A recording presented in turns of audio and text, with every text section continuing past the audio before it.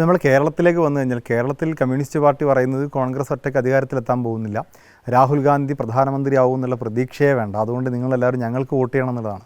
അപ്പോൾ ഈ ഒരു ഇന്ത്യ മുന്നണി എന്ന് പറയുന്ന അടിസ്ഥാന ആശയത്തെ പോലും തള്ളിപ്പറഞ്ഞുകൊണ്ടാണ് ഇവിടുത്തെ ഇന്ത്യ മുന്നണിയിലെ ഒരു പ്രധാന കക്ഷി മത്സരിച്ചുകൊണ്ടിരിക്കുന്നത്.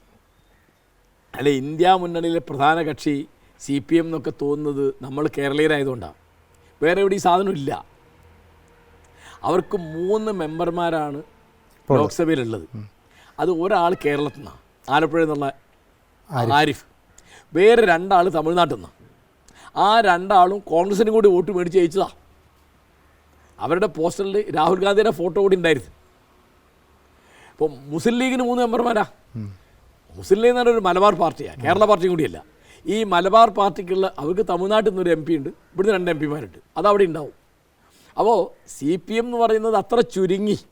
ഇനിയിപ്പം നമ്മുടെ AK ബാലൻ പറയും പോലെ ചിഹ്നം കൂടി നഷ്ടപ്പെട്ടു കഴിഞ്ഞാൽ ഈനാം പേച്ചിയോ മരപ്പട്ടിയോ ചിഹ്നമാവുന്നു. ഭയങ്കര വർത്താനം അത് ബാലൻ പറഞ്ഞത്. അപ്പോൾ ഞാൻ പറയുന്നത്, ഇപ്പോൾ CPMൻ്റെ മുമ്പിൽ ഒരു അജണ്ട മാത്രമേ ഉള്ളൂ, അത് കേരളത്തിൽ ഭരണം നിലനിർത്താനാണ്. വേറെ ഒരു പ്രശ്നവും വാസ്തുവിൽ അവർക്കില്ല.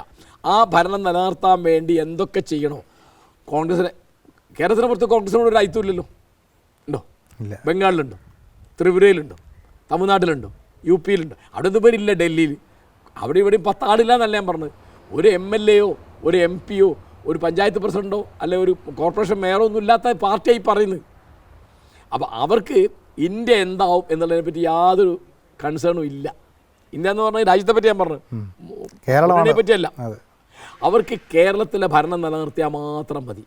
അതിനെന്താണോ വേണ്ടത് അതാ ചെയ്യുന്നത്. പക്ഷേ CPM പറയുന്നത് അവരാണ് BJPയെ നേരിടുന്നത്, ഫാസിസത്തെ നേരിടാൻ CPMനെ സാധിക്കൂ. ഇപ്പോൾ പൗരത്വ വിഷയത്തിലൊക്കെ വലിയ സെമിനാറുകളും വലിയ യോഗങ്ങളൊക്കെ നടത്തിക്കൊണ്ടിരിക്കുന്ന മുഖ്യമന്ത്രി പിണറായി വിജയൻ. ഞാൻ ചോദിക്കുന്നത്, ഈ പൗരത്വ ഭേദഗതി നിയമത്തിനെതിരായിട്ട് സമരം ചെയ്ത ആളുകൾക്കെതിരായിട്ട് എടുത്ത കേസ് പിൻവലിച്ചിട്ടില്ലല്ലോ. ഏതോ 10 പിൻവലിച്ചു. എൻ്റെ ഓർമ്മ ശരിയാണെങ്കിൽ 7000-ലധികം കേസുകളുണ്ട് അല്ലേ?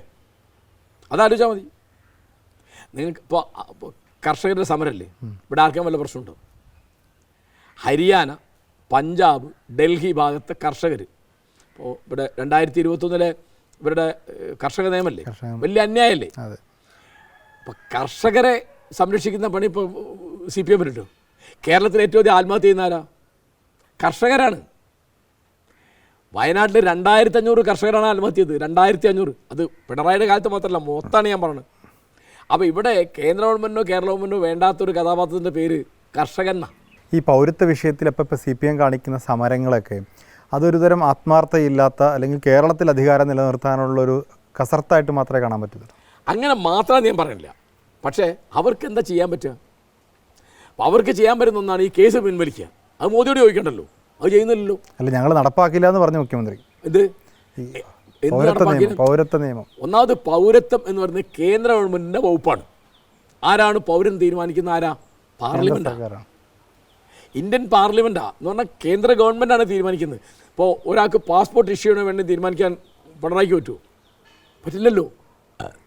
അത് പാസ്പോർട്ട് ഓഫീസറാണ്, അത് കേന്ദ്ര ഗവൺമെൻറ് വകുപ്പാണ്. ഞാനിത് ചോദിക്കാനുള്ള കാരണം, മലബാറിൽ UDFൻ്റെ അല്ലെങ്കിൽ കോൺഗ്രസിൻ്റെ ഒരു കുത്തക വോട്ടായിരുന്നു ഇവിടുത്തെ ഒരു മുസ്ലിം കമ്മ്യൂണിറ്റി എന്ന് പറയുന്നത്. പ്രത്യേകിച്ച് ലീഗിനൊപ്പം നിൽക്കുന്നു. ആ വോട്ട് ബാങ്കിലൊരു വിള്ളലുണ്ടാക്കുക എന്നുള്ളൊരു ലക്ഷ്യം ആയിരിക്കുമോ, അല്ലെങ്കിൽ അത് മാത്രമാണോ ഈ CPMൻ്റെ? അതുണ്ട്. അതായത് CPM എപ്പോഴും CPMന് വളരെ ഒരു 10-40 കൊല്ലം മുമ്പ് CPMൻ്റെ മുന്നണിയിലേക്ക് ലീഗിനെ കൊണ്ടുവരണം എന്ന് പറഞ്ഞു. ആര്? MV രാഘവൻ. ചെയ്തിട്ടില്ല. ആ ബദൽ രേഖ എന്ന് പറയുന്നത് അദ്ദേഹത്തെ പുറത്താക്കി. വേറെ പല കാരണം ഉണ്ടാവും. അതൊക്കെ കഴിഞ്ഞ് കുറച്ച് കഴിഞ്ഞപ്പോൾ ഇവർക്ക് മനസ്സിലായി ലീഗ് വലിയ സൗകര്യമാണ്. എന്താ, സാധാരണ ഇതിലൊരു 15 MLA, 2 MP, അത് അച്ചട്ടാണ്. അപ്പോൾ അവരെങ്ങോട്ട് കൊണ്ടുവരണം. അത് കിട്ടാത്തപ്പോൾ എന്ത് ചെയ്യും? ലീഗ് അല്ലാത്ത എല്ലാ മുസ്ലിങ്ങളുടെയും വോട്ട് കൺസോളിഡേറ്റ് ചെയ്യുക, അത് സമാഹരിക്കുക. ഉദാഹരണം, ഇപ്പോൾ AP സുന്നി അവർ ലീഗ് വിരുദ്ധന്മാരാണ്, ജമാഅത്തെ ഇസ്ലാമി ലീഗ് വിരുദ്ധന്മാരാണ്, പോപ്പുലർ ഫ്രണ്ട് ലീഗ് വിരുദ്ധന്മാരാണ്, SDPI ലീഗ് വിരുദ്ധന്മാരാണ്, PDP ലീഗ് വിരുദ്ധന്മാരാണ്, അബ്ദുൽ നാസർ മദനി PDPയുടെ നേതാവാണ്.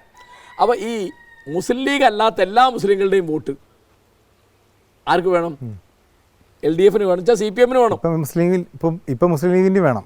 അതെ, വേണം. ഇപ്പോൾ കേരളത്തിൽ കഴിഞ്ഞ തവണ കേരളത്തിലെ ജനങ്ങൾ വളരെ ശരിയായ രീതിയിൽ ചിന്തിച്ചുകൊണ്ടാണ് 19 സീറ്റ് UDF കിട്ടിയത്. കാരണം കോൺഗ്രസ് ആണ് അധികാരത്തിലെത്തേണ്ടത്, രാഹുൽ ഗാന്ധിക്ക് പരമാവധി പിന്തുണ എന്നുള്ളതാണ്. അതിനെ പൊളിക്കുക എന്നുള്ളതാണ് ഇത്തവണത്തെ കമ്മ്യൂണിസ്റ്റ് പാർട്ടിയുടെ നയം. കാരണം അവർ പറയുന്നത് രാഹുൽ ഗാന്ധി പ്രധാനമന്ത്രിയാവാൻ പോകുന്നില്ല, ഞങ്ങൾക്ക് മാത്രമേ BJPയെ നേരിടാൻ പറ്റൂ. അവരെന്ത് ചെയ്യാനാണിത്? ഇവിടെ പ്രസംഗിക്കാം. ഇവിടെ ഇപ്പോൾ 20 സീറ്റും കിട്ടിയെന്ന് വിചാരിച്ചു അവർക്ക് LDF. ഈ 20 ആൾ അവിടെ എത്തിയിട്ട് എന്ത് ചെയ്യാൻ പോകുന്നു? അല്ല, അവർ ഉദാഹരണമായിട്ട് പറയും, ഒന്നാം UPA സർക്കാർ ഉണ്ടായപ്പോൾ ആ സർക്കാരിനെ ശരിയായ രീതിയിൽ നയിക്കാൻ അന്ന് ഉണ്ടായിരുന്ന 43 CPM ആൾക്കാർക്ക് പറ്റി.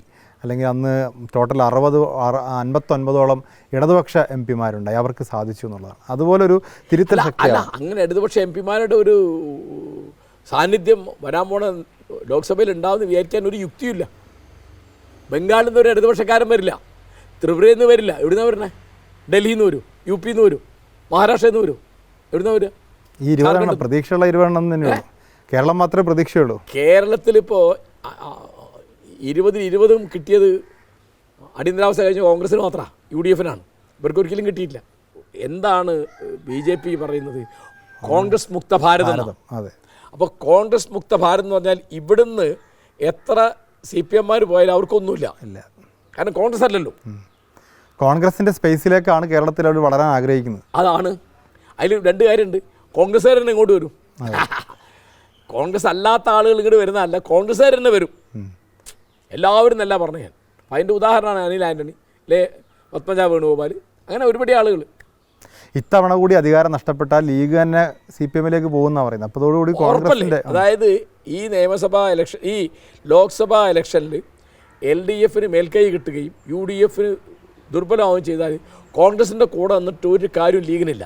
ലീഗിന് വലിയ സൗകര്യമായിരുന്നു. അപ്പോൾ അവർക്ക് സൗകര്യമായിട്ട് സ്വസ്ഥമായിട്ട് ഒരു തണലിരിക്കുകയായിരുന്നു ലീഗ്. അതാണ് ഇപ്പോൾ തകരാറായത്. ഇപ്പോൾ 2 വട്ടം നഷ്ടപ്പെട്ടു ഭരണം. അവർക്കൊരു പ്രത്യയശാസ്ത്രമില്ല.